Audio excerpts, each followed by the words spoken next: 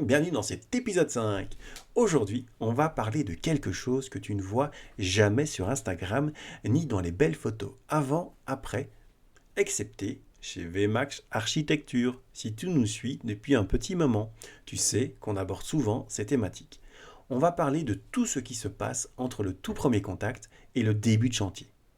Tout ça, c'est du travail qui peut paraître invisible et pourtant, c'est lui qui fait que le jour où le chantier commence, tout est clair, stable et réalisable. On va prendre le temps ensemble de dérouler ces étapes pour que tu vois vraiment ce qui se passe avant le premier coup de pelle. En général, tout commence par quelque chose de très simple. Un mail, un coup de fil, parfois un message sur le réseau ou une rencontre. De ton côté, tu as une envie. Tu as un manque de place, tu veux agrandir ton salon, tu veux une nouvelle pièce pour pouvoir travailler. À ce moment-là, c'est normal que ce soit flou. Tu ne sais pas encore ce qui est possible, ce que ça va coûter, ni par où commencer. De mon côté, ce premier contact, c'est surtout l'occasion de comprendre ton besoin, le contexte et aussi la pression qu'il y a derrière le projet. Est-ce qu'il y a une urgence? Est-ce que tu as déjà un budget en tête? On ne parle pas tout de suite de plan, de détails techniques. On pose plutôt la question, qu'est-ce que tu veux changer dans ton quotidien? La deuxième étape, c'est la rencontre sur place. Là, on sort du théorique. On marche dans la maison, on regarde les murs, la lumière, la hauteur sous plafond, la structure existante, le voisinage et le terrain. Et surtout, on discute. Tu m'expliques comment tu vis aujourd'hui, ce qui ne fonctionne plus et ce que tu voudrais surtout améliorer. De mon côté, je commence déjà à confronter tes envies à la réalité du bâtiment ou du terrain.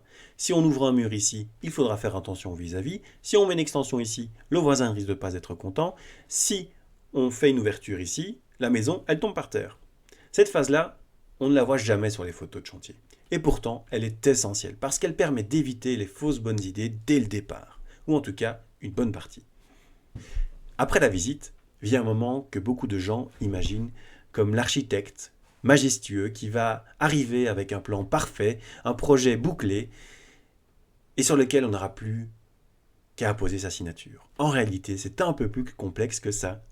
Je commence par travailler sur des esquisses, des volumes, des implantations possibles, la façon dont les pièces s'enchaînent, dialoguent, comment la lumière traverse la maison et les nouveaux espaces, comment on relève l'intérieur au jardin, comment est-ce qu'on crée un dialogue avec le jardin ou l'extérieur, puis on se revoit, on échange sur ce qui te parle le moins, sur ce que tu ne veux surtout pas et surtout sur ce que tu veux.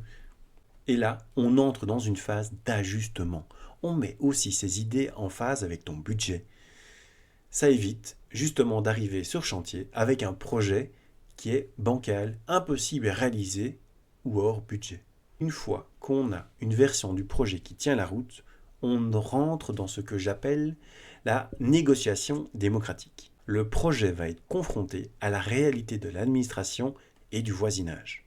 Avant même de déposer officiellement le dossier, il y a souvent toute une série d'échanges préalables. Un coup de fil à l'agent communal, un mail avec quelques croquis, parfois une réunion pour vérifier que l'implantation, les hauteurs, les accès, que tout reste compatible avec la réglementation.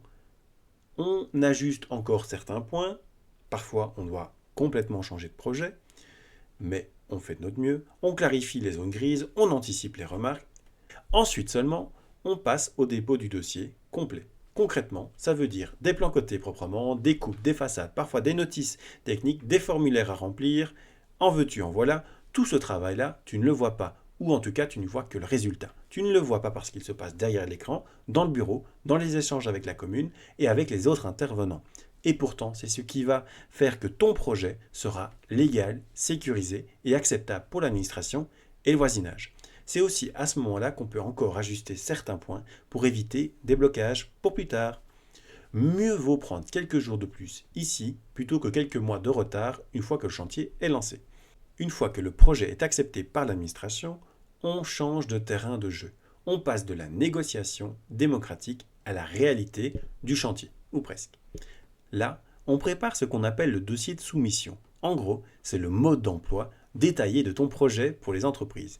Des plans à jour, des descriptions de travaux, parfois un maîtrise, souvent d'ailleurs, des indications sur les matériaux, les performances attendues, les finitions et tout ce que tu veux pour ton projet. L'objectif, c'est que chaque entreprise peut chiffrer la même chose et pas une version différente du projet que lui aurait dans sa tête. C'est seulement à partir de ce dossier qu'on entre en premier en contact avec les entreprises. Soit celles que tu connais déjà, soit des entreprises avec lesquelles j'ai l'habitude de travailler, soit un mélange des deux, soit une nouvelle entreprise. On envoie le dossier, on laisse un délai pour que chacun puisse analyser, poser des questions, préciser son prix, et là encore, il y a des échanges. Certains entrepreneurs vont demander des précisions, proposer des variantes, attirer l'attention sur un point technique. Ce va-et-vient fait aussi partie du travail quasi invisible. Tout ça permet au final de comparer ces offres sur une base plus claire, de choisir des bonnes personnes pour ton chantier et de démarrer avec des attentes alignées, des prix assumés et un cadre de travail beaucoup plus solide et confiant. Et puis, il y a toutes les personnes dont on ne parle presque jamais, mais sans lesquelles le projet ne tient tout simplement pas du tout. Les ingénieurs et les autres intervenants techniques. En fonction du projet, on fait intervenir un ingénieur en stabilité pour vérifier les ouvertures dans les murs porteurs, les surélévations, les fondations, un responsable PEB pour tout ce qui touche à la performance énergétique, l'isolation, la ventilation, le choix des systèmes de ventilation, parfois aussi un ingénieur hydrologue pour gérer les eaux pluviales, les zones d'inondation, les citernes, les infiltrations. On peut devoir réaliser un test de sol, faire appel à un géomètre, à un coordinateur, sécurité santé, voire d'autres spécialistes, selon le cas. Tout ce petit monde, on ne le mobilise pas pour le plaisir de rajouter des canapés. On le mobilise pour s'assurer que le projet est sûr, conforme, cohérent avec la réalité du terrain et les obligations réglementaires. Là encore, il y a des échanges, des allers-retours, des ajustements. Un ingénieur va peut-être proposer une autre manière de récupérer les charges. Le responsable EB va suggérer une ou l'autre proposition pour résoudre des ponts thermiques. L'étude de sol va nous faire adapter légèrement l'implantation ou le type de fondation. Tout ça se passe souvent en coulisses, bien avant que tu vois le moindre trou dans le jardin. Mais sans ce travail collectif, le projet serait soit fragile, soit illégal, ou tout simplement pas adapté à ta maison. Une fois que tu as choisi les entreprises avec lesquelles tu veux travailler, on pourrait croire que le chantier peut commencer tout de suite. En réalité, il y a encore une étape importante. Adapter le projet aux réalités du terrain et des entreprises avant le premier coup de pelle.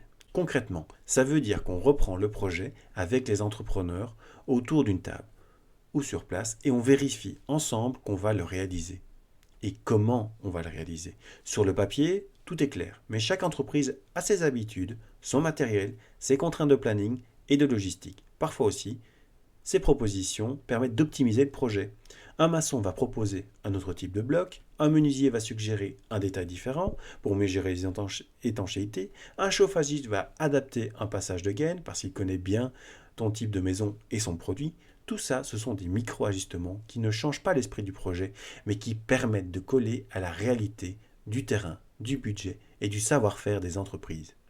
Avant le premier coup de pelle, on ajuste donc les plans d'exécution, on valide les détails techniques, on cale le phasage des travaux et le planning. L'idée, c'est que le jour où le chantier commence, tout le monde sache quoi faire, quand et comment. Plutôt que de découvrir les problèmes au fur et à mesure, cette étape-là est moins spectaculaire qu'un mur qui tombe ou une nouvelle baie qui s'ouvre, mais c'est souvent elle qui fait la différence entre un chantier fluide et un chantier où on passe son temps à éteindre des incendies.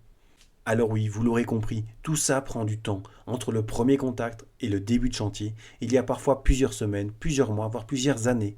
Mais ce n'est pas du temps perdu, c'est du temps investi pour que votre projet soit clair, stable, réalisable techniquement, acceptable administrativement et cohérent avec votre budget.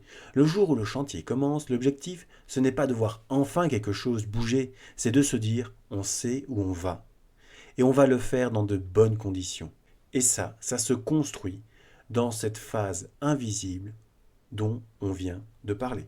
Si tu as un projet en tête, une rénovation, une extension, une transformation de ta maison ou tout autre projet nécessitant un architecte, et que tu veux qu'il soit bien préparé avant de lancer les travaux, tu peux me contacter. Tu trouveras mes coordonnées et mon site dans la description.